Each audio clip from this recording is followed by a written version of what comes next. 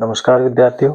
आज हम अपने इस बुक्स के अगले टॉपिक पर चलते हैं, लेसन नंबर 3, जिसे मानव विकास यानी लेसन का नाम है तीसरा मानव विकास। मानव विकास के बारे में अपन पढ़ेंगे कि मानव विकास होता क्या है या मानव विकास का आधार क्या है, किस आधार पर मानव विकास किया जा सकता है। तो सबसे पहले अपन इसमें देखेंगे इसकी डेफिनेशन, परिभाषा की मानव विकास होता क्या है। यानी कि मानव की आकांक्षाओं और अभिरुचियों, मानव की क्या है आकांक्षाओं, आकांक्षाओं और अभिरुचियों अभिरुचियों तथा जीवन स्तर को बढ़ाने वाली क्रियाएं तथा जीवन स्तर को बढ़ाने वाली क्रियाएं क्या कहलाती हैं, मानव विकास कहलाती हैं। अब जीवन स्तर को बढ़ाने वाली क्रियाएं जिसमें शिक्षा भी शामिल है, आपका स्वास्थ्य भी शामिल है और आय का स्तर भी होना चाहिए या संसाधनों तक पहुंच हो सके, तभी मानव अपना विकास कर सकता है। इसमें दो शब्द आ रहे हैं, आकांक्षाएं। आकांक्षाओं का मतलब हो गया कि भविष्य में आप क्या बनना चाहेंगे। ठीक है, आपका जो गोल होता है, आपका जो लक्ष्य होता है, वो इसमें शामिल होता है। तो आपकी आकांक्षा रहती है कि हमें आगे चलकर क्या बनना है, कौन से क्षेत्र में हमें चलना है, तो ये आपकी आकांक्षा है। दूसरा आ जाता है अभिरुचियां, यानी रुचियां, इंटरेस्ट। आप कौन से क्षेत्र में ज्यादा इंटरेस्ट रखते हैं, कौन से क्षेत्र में आपकी रुचि है, उस क्षेत्र, जिस भी क्षेत्र में अगर आपकी रुचि है उस क्षेत्र में आप जाना चाहेंगे, उस क्षेत्र में अपना गोल जो है, अपना लक्ष्य हासिल करना चाहेंगे, वही मानव विकास कहलाता है। बल्कि ये मानव विकास तब तक हासिल नहीं हो सकता जब तक हमारे जो तीन पहलू है मानव विकास के, शिक्षा, स्वास्थ्य और पूंजी या संसाधनों तक पहुंच, तो ही मानव है ना अपना अच्छा विकास कर सकता है। तो यह होगी मानव विकास की परिभाषा। अब इसका अगला टॉपिक आता है वृद्धि और विकास। वृद्धि और विकास, इसका एक तुलनात्मक अध्ययन करेंगे कि वृद्धि और विकास में जो है ना वो क्या तुलना है। तो सबसे पहली तुलना इसमें अपन देखेंगे वृद्धि में कि वृद्धि क्या होती है, मात्रात्मक होती है। वृद्धि मात्रात्मक होगी, बल्कि विकास जो है ना वो क्या होता है, गुणात्मक होता है। वृद्धि मात्रात्मक होगी, विकास गुणात्मक होगा। दूसरी तुलना है वृद्धि निश्चित समय बाद रुक जाती है, निश्चित समय बाद रुक जाएगी। वृद्धि निश्चित समय के बाद रुक जाती है, बल्कि विकास जो है वो जीवन पर्यंत चलता रहता है। विकास जो है ना वो जीवन पर्यंत चलता रहता है। ठीक है, तीसरा तुलना हो गई इसकी, वृद्धि है वो धनात्मक भी हो सकती है, धनात्मक भी हो सकती है तो ऋणात्मक भी हो सकती है, बल्कि विकास हमेशा सकारात्मक रहेगा। विकास हमेशा क्या रहेगा, सकारात्मक रहेगा। तीन तुलनाएं हो गई और एक और है इसमें जॉइंट ही आ जाता है अपना कि विकास तब तक नहीं हो सकता, विकास तब तक नहीं हो सकता जब तक वर्तमान दशाओं में परिवर्तन न हो, वर्तमान दशाओं में परिवर्तन न हो। ठीक है, तो ये तीन चार पॉइंटों के माध्यम से अब अपन इस विकास को है ना वो समझते हैं कि विकास जो है ना वो किस प्रकार से होता है। एक है कि विकास है ना वो मात्रात्मक होता है, मात्राओं में होता है, संख्यात्मक होता है। संख्याओं में जो है ना वृद्धि का विकास होता है, बल्कि इसमें गुणों का विकास होता है। मनुष्य में जो है ना वो गुण आने चाहिए, कि एक समझ आने जानी चाहिए। समझ को ही है ना वो क्या कहा जाता है, गुणात्मक कहा जाता है। एक आता है कि वृद्धि एक निश्चित समय बाद रुक जाती है। वृद्धि एक निश्चित होती है, जैसे मनुष्य की अपन ग्रोथ के बारे में बात करें, हाइट के बारे में बात करें, तो निश्चित अवधि होती है। यानी कि लगभग 16 17 18 वर्ष तक की एज में आते आते वृद्धि है ना वो लगभग उसकी हाइट है ना वो रुक जाती है, तो उसका एक निश्चित समय होता है। जबकि विकास जो है ना वो जीवन पर्यंत चलता रहता है, यानी कि मनुष्य जब तक जीता है ना तब तक कोई ना कोई कार्य करता रहता है, पहले की अपेक्षा अधिक कार्य करता रहता है। जैसे कोई घरों की वस्तुओं का आना, घर का विकास करना, अपने बिजनेस को आगे बढ़ाना, ये इसमें विकास शामिल है। तो आगे ये विकास होता रहता है। वृद्धि जो होती है वो धनात्मक भी हो सकती है और ऋणात्मक भी हो सकती है। कम भी और ज्यादा दोनों प्रकार की हो सकती है, बल्कि विकास हमेशा सकारात्मक ही होता है, विकास हमेशा आगे बढ़ता ही जाता है।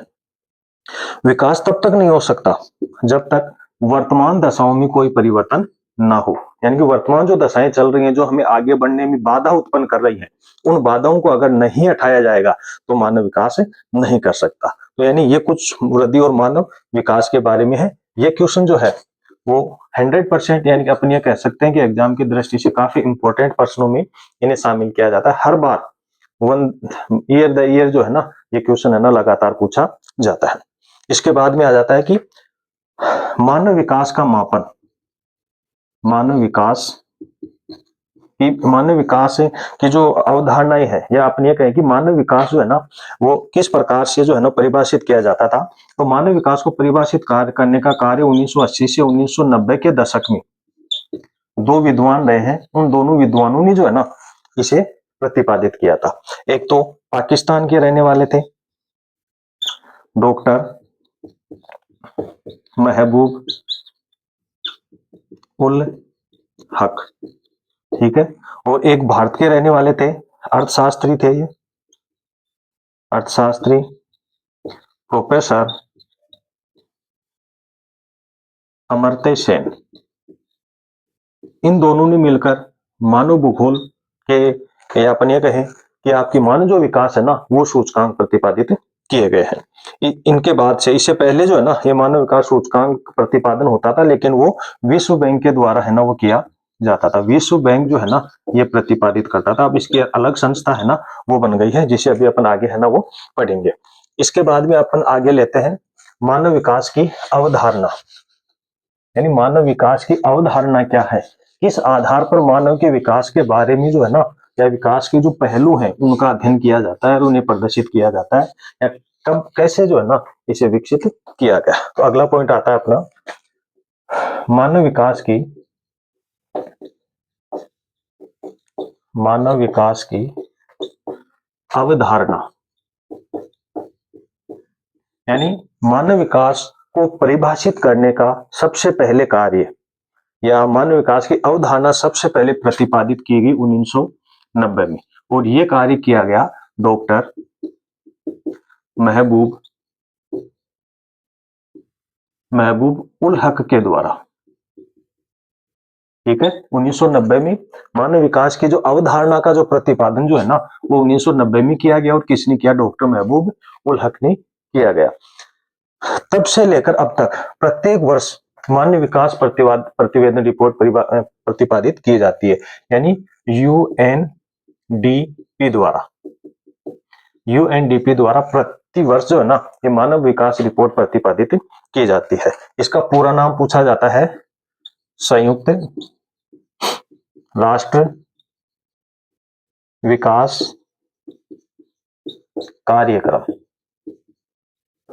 या इसे कह सकते हैं यूनियन नेशनल डेवलपमेंट प्रोग्राम, या सीधा लिख सकते हैं हिंदी में अपन संयुक्त राष्ट्र विकास कार्यक्रम। ये प्रतिवर्ष मानव विकास रिपोर्ट का प्रतिपादन करती है, और उसमें क्या शामिल होता है, HDI ह्यूमन डेवलपमेंट इंडेक्स यानी मानव विकास सूचकांक। प्रतिवर्ष इस मानव विकास सूचकांक का जो है ना वो यूएनडीपी द्वारा प्रतिवर्ष जो है ना इसे प्रतिपादित किया जाता है। इसमें ये दोनों पर्सन है, इसमें इसका परिभाषा, इसका पूरा नाम भी पूछा जाता है और HDI का पूरा नाम भी पूछा जाता है। अब इसमें डॉक्टर जो महबूब उल हक है उन्होंने क्या कहा है कि मानव विकास लोगों के विकल्पों में वृद्धि से है, लोगों के विकल्पों में वृद्धि से है। कौन कह रहे हैं, डॉक्टर महबूब उल हक कह रहे हैं। क्वेश्चन आ जाए कि डॉक्टर महबूब उल हक के अनुसार मानव भूगोल को परिभाषित कीजिए, तो यही आ गया कि इस डॉक्टर महबूब उल हक के अनुसार लोगों के विकल्पों में वृद्धि होना ही मानव विकास कहलाता है। इसी प्रकार से अमर्त्य सेन रहे हैं, अमर्त्य सेन ने भी जो है ना इसे परिभाषित करने का कार्य किया है। उन्होंने क्या कहा है कि मानव विकास सही अर्थों में तभी है जब लोगों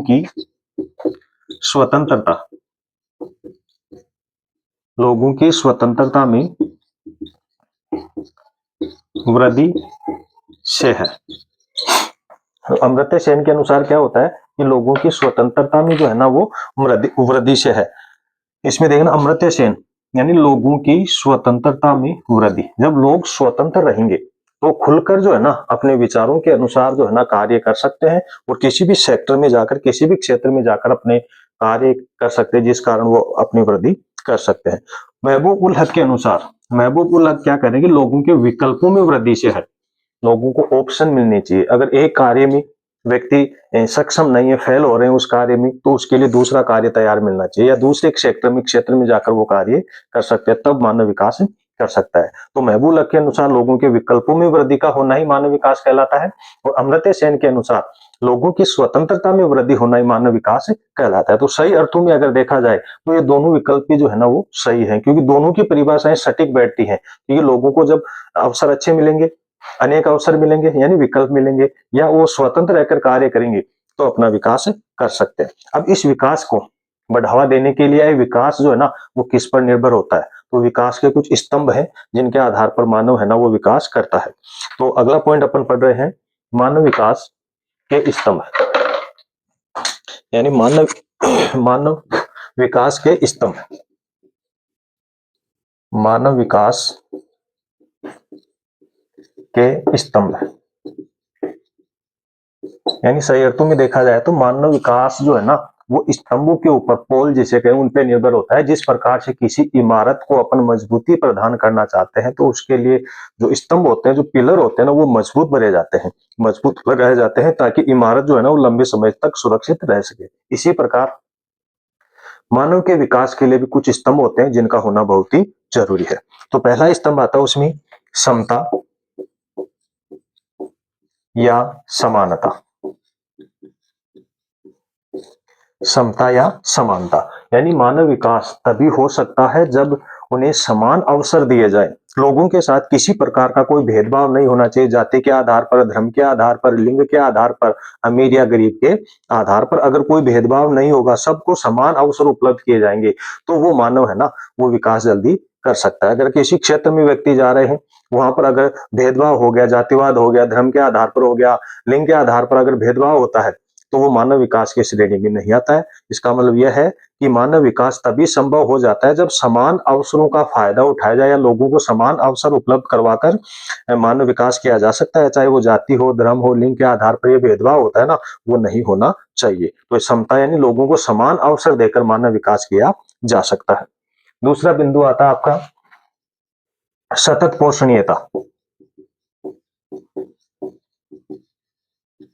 सतत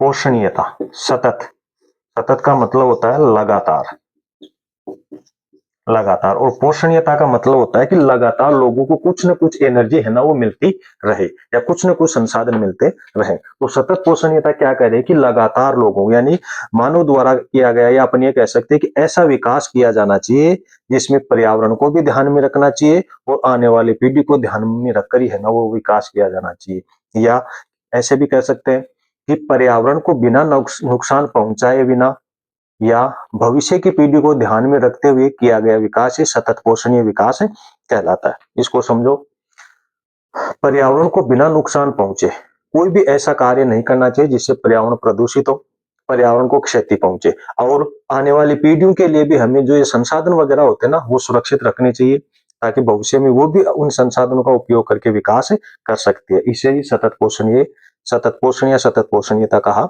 जाता है। इसके अलावा अगला पॉइंट आता है आपका उत्पादकता।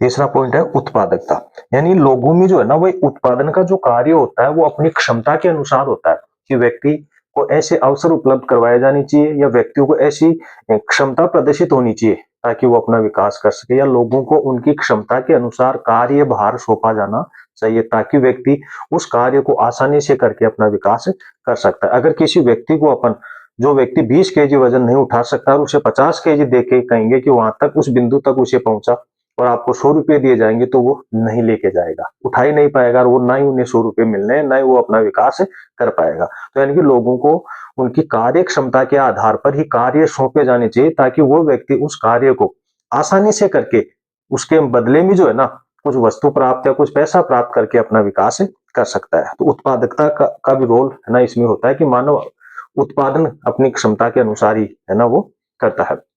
इसके अलावा फिर आ जाता है एक सशक्तिकरण। सशक्त यानी मजबूत होना,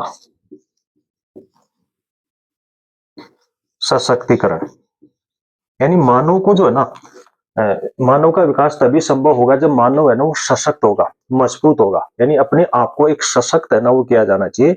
वो मानव सशक्त कब होगा, यानी जो अवसर उन्हें उपलब्ध होते हैं ना, उन अवसरों का वो सही फायदा उठाकर है ना वो सशक्त हो सकता है। इस आधार पर अपन ये कह सकते हैं कि मानव के जो विकल्प होते हैं उनको अवसर जो है ना वो दिए जाने चाहिए विकल्पों में, ताकि वो अपना विकास कर सकता है। तो इस प्रकार से ये मानव विकास के 4 स्तंभ है, जिसमें समता और समानता, सबको एक समान अवसर उपलब्ध करवाने जाने चाहिए, सबको समानता की दृष्टि से रोजगार मिलना चाहिए, देखा जाना चाहिए। एक हो गया सतत पोषणीयता, यानी कि पर्यावरण को बिना किसी प्रकार का कोई नुकसान पहुंचाए जो है ना आज संसाधनों का उपयोग किया जाना चाहिए, और बड़ी मितव्ययता से, बड़े प्रेम पूर्वक उनका उपयोग करना चाहिए।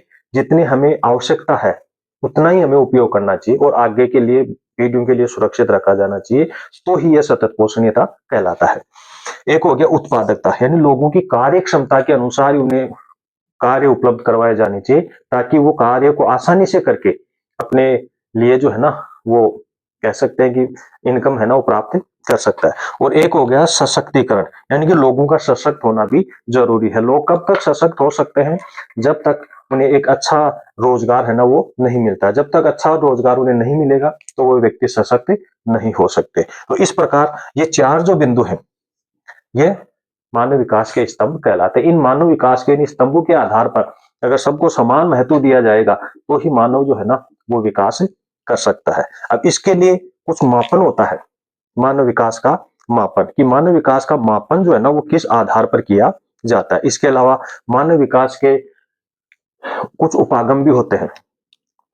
इसके अलावा कुछ अंतर्राष्ट्रीय तुलनाएं भी हैं कि कौन से देश मानव विकास की दृष्टि से आगे बढ़ रहे हैं, कौन से देश पीछे बढ़ रहे हैं। इसके अलावा अपने बुक्स के अंदर जो कुछ 2-3 पॉइंट और दिए गए हैं, जिसमें सार्थक जीवन हो गया कि मानव का सार्थक जीवन क्या है, बेटी बचाओ बेटी पढ़ाओ, ये कुछ पॉइंट है, टॉपिक है। इनको अपन अगले वीडियो में जो है ना वो आपके सामने लाएंगे। तब तक आप अपने इस चैनल को सब्सक्राइब करो, लाइक करो और दूसरों के साथ शेयर भी करो, ताकि वो भी इसका फायदा उठा सके।